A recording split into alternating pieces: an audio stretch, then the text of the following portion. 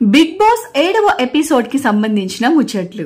Big boss start అయ్యి అప్పుడే వారం పూర్తయిపోయింది. మరి జరిగిన 7వ రోజు అయిన శనివారం బిగ్ బాస్ లో నాగార్జున ప్రేక్షకులని ఎలా అలరించాడు, కంటెస్టెంట్ల చేత ఎలాంటి ఆటలు ఆడించాడు, ఎవరెవరిని సేవ్ చేశాడు, కింగ్ నాగార్జున వచ్చి అప్పటి వరకు మిగిలిన ఒక్కరోజు హౌస్ లో ఏం జరిగిందో ఏవి ద్వారా చూపించాడు.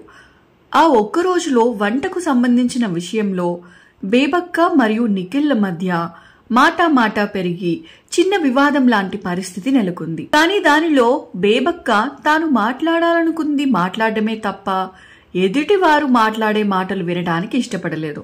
అంతేకాకుండా పృథ్వీతో నేను ఇప్పటి వరకు సాఫ్ట్ గా ఉన్నాను, కానీ ఈ వీక్ తర్వాత షోలో ఉంటానో లేదో తెలియదు కాబట్టి నచ్చినట్టు ఉంటాను అని చెప్పుకొచ్చింది. ఆ తరువాత సోనియా విష్ణుప్రియల మధ్య కూడా మణికంఠ విషయంలో చిన్న వివాదం ఏర్పడింది. దానితో ఎమోషనల్ అయిన సోనియా కన్నీళ్లు పెట్టుకుంది. అలా ఆ మిగిలిన ఒక్కరోజు అయిపోయింది. ఇక అదంతా గమనించిన నాగార్జున మన టీవీతో కంటెస్టెంట్లతో మాట్లాడే ప్రయత్నం చేయడమే కాకుండా మొదటిగా విష్ణుప్రియని తనకు కాఫీ పెట్టి పంపమన్నాడు.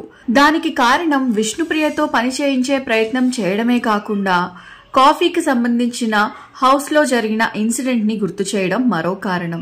ఇక షోలో ఎప్పుడూ లేనట్టు సరికొత్తగా నాగార్జున గారు కంటెస్టెంట్లనే వారి పైన జడ్జిమెంట్లు తెలుపుకోమని చెప్పాడు. అందులో భాగంగా 3 రకాల కత్తులతో ఆ కత్తి సూట్ అవ్వుద్ది అనుకున్న వ్యక్తి పెట్టుకున్న దిండుకి గుచ్చాలి. అలా మొదటగా వచ్చిన శేఖర్ భాష నెగిటివ్ థాట్స్ కారణంగా మణికంఠని గుచ్చాడు. ఆ తరువాత విష్ణుప్రియ తన కారణం చెప్పి కత్తిని సోనియాకి గుచ్చింది. నెక్స్ట్ నైనిక వచ్చి తన కారణాలు చెప్పి యష్మికి గుచ్చింది. అలాగే బేబక్క కూడా తన కారణాలు చెప్పి తాను ఎన్నుకున్న కత్తిని నిఖిల్ కి గుచ్చింది. ఆ తరువాత అభయ్ తన కారణాలు చెప్పి తన కత్తిని నిఖిల్ కి గుచ్చాడు. నెక్స్ట్ సీత తన కారణాలు చెప్పి యష్మికి తను ఎన్నుకున్న కత్తిని గుచ్చింది. ఆ తరువాత సోనియా తాను ఎన్నుకున్న కత్తిని తన కారణాలు చెప్పి బేబక్కకి తన కత్తిని గుచ్చింది. నబీల్ వచ్చేసి తాను ఎన్నుకున్న కత్తిని కారణాలతో నిఖిల్ కి గుచ్చాడు. ఆ తరువాత ప్రేరణ వచ్చేసి తాను ఎన్నుకున్న కత్తిని ఆదిత్య ఓంకి గుచ్చింది. మణికంఠ వచ్చేసి తన కారణాలతో తాను ఎన్నుకున్న కత్తిని ఆదిత్య ఓంకి గుచ్చాడు. యష్మి ఏమో తన కారణాలతో తాను ఎన్నుకున్న కత్తిని మణికంఠకి గుచ్చింది. తరువాత నిఖిల్ తన కత్తిని తన కారణాలతో బేబక్కకి గుచ్చాడు.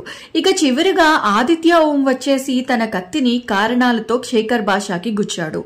అలా కత్తి గుచ్చే ఆట ముగిసింది. ఆ తరువాత నాగార్జున బిగ్ బాస్ హౌస్ లోని కంటెస్టెంట్లు అందరికీ ఎవరెవరు ఫ్లాప్ ఆట ఆడుతున్నారు, ఎవరెవరు హిట్ ఆట ఆడుతున్నారు తెలియజేశాడు. ఇక షో చివర్లో నాగార్జున ఎలిమినేట్ అయిన 6 మందిలో సోనియాని సేవ్ చేశాడు.